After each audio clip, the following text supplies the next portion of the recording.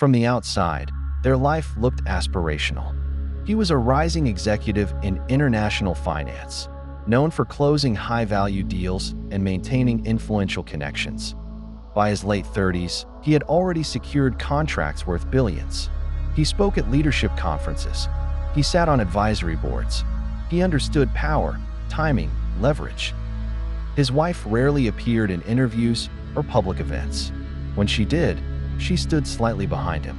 Polite, composed, quiet. Friends described their marriage as private, structured, disciplined.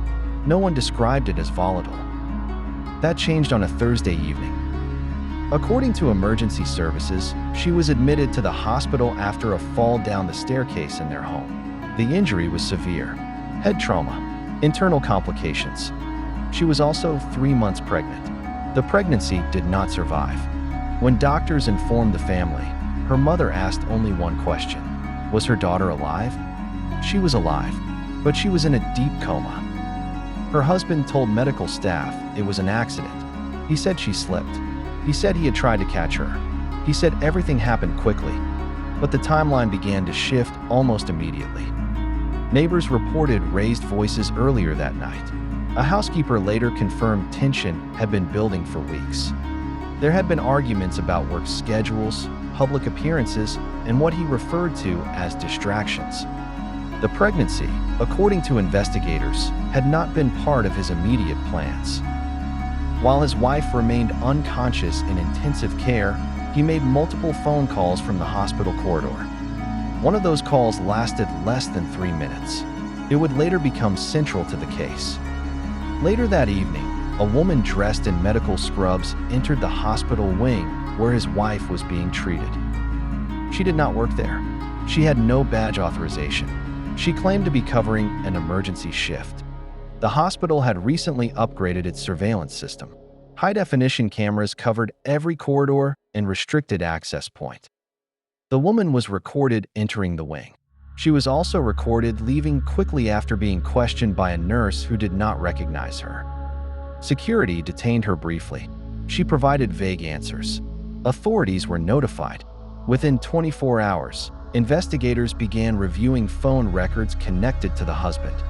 They discovered recent financial transfers to the woman seen on surveillance footage. The 3-minute phone call from earlier that evening had been placed to her number. At this point, what began as a domestic accident started to resemble something more deliberate. Investigators then requested access to the couple's home security system. The husband had installed cameras months earlier for property protection. He did not initially disclose their existence. Forensic analysts recovered footage from the night of the incident. The video did not capture every angle clearly.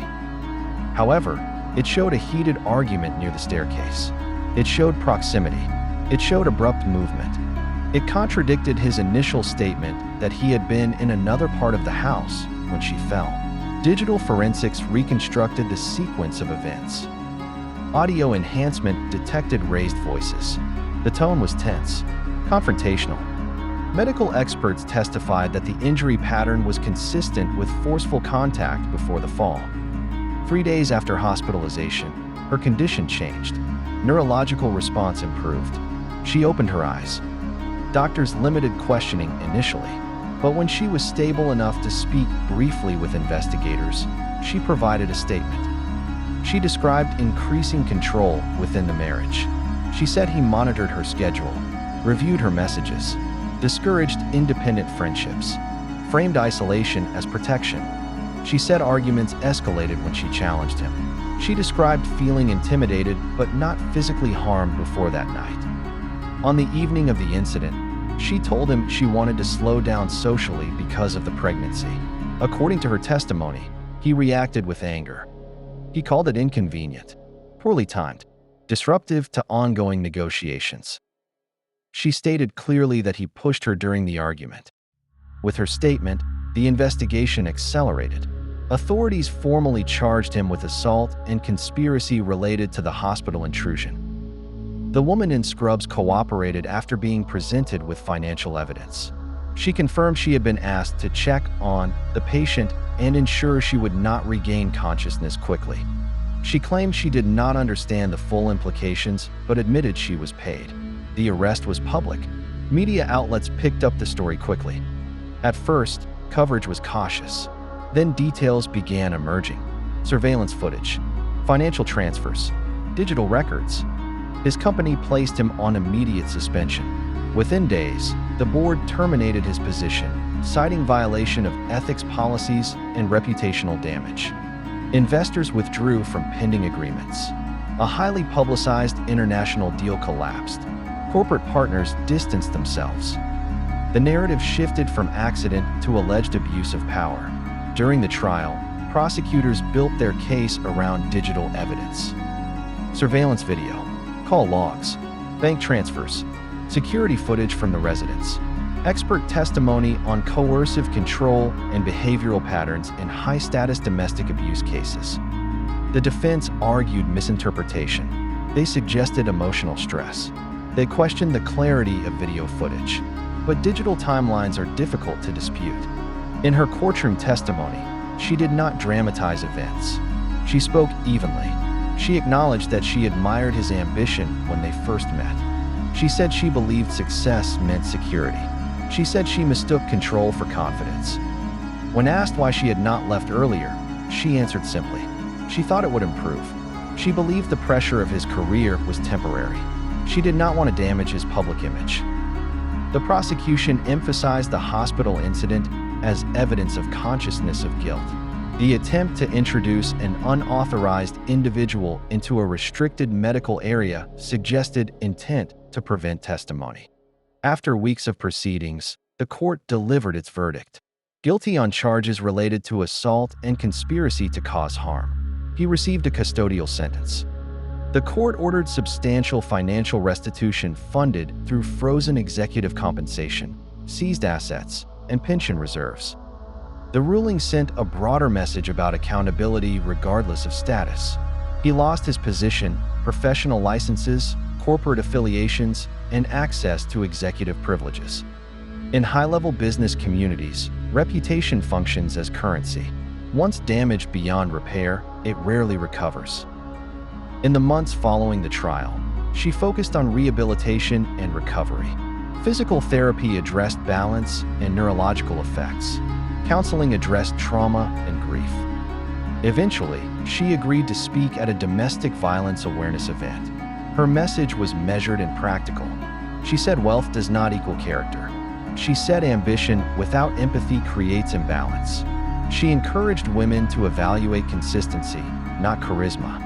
Her story resonated because it did not fit stereotypes. There were no obvious warning signs visible to outsiders. No public scandals. No financial instability. The risk was hidden behind achievement. The broader lesson extended beyond one couple.